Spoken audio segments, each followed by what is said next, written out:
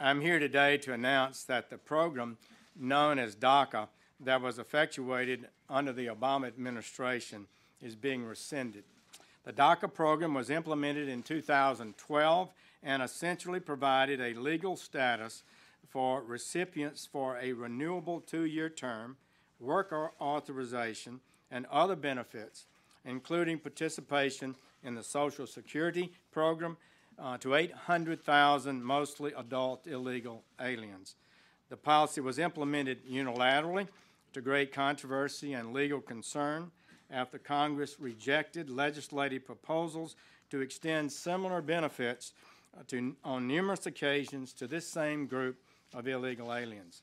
In other words, the executive branch, through DACA, deliberately sought to achieve what the legislative branch specifically refused to authorize on multiple occasions.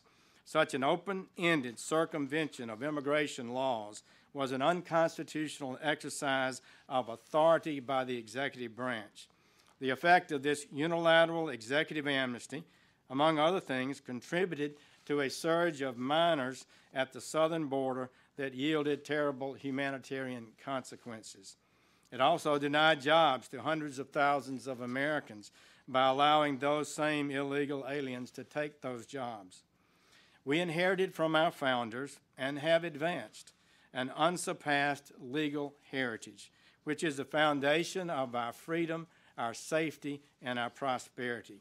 As Attorney General, it is my duty to ensure that the laws of the United States are enforced and that the constitutional order is upheld.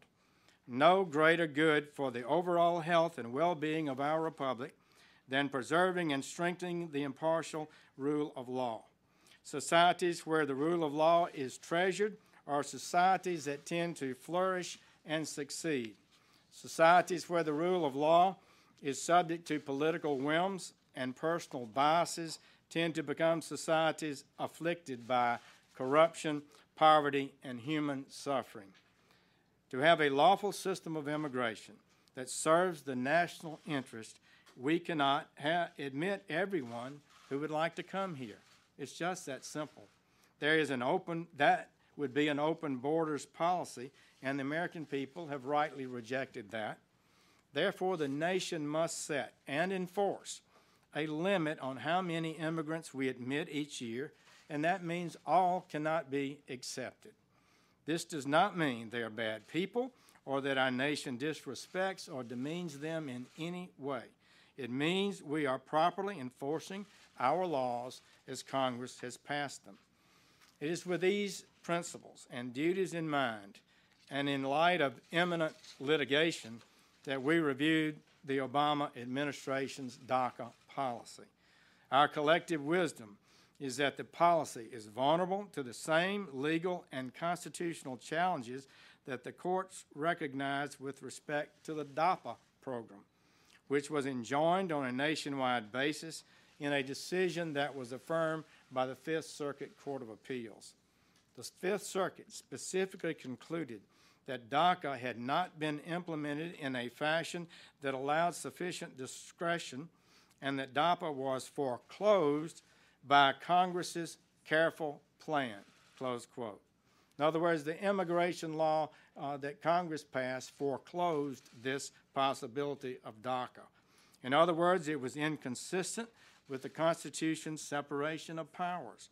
That decision was affirmed by the Supreme Court on an equally divided basis.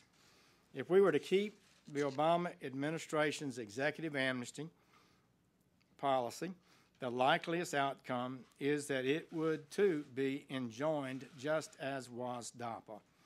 The Department of Justice has advised the President and the Department of Homeland Security that the Department of Homeland Security should begin an orderly, lawful wind-down, including the cancellation of the memo that authorized this program. Acting Secretary Duke has chosen appropriately to initiate a wind-down process.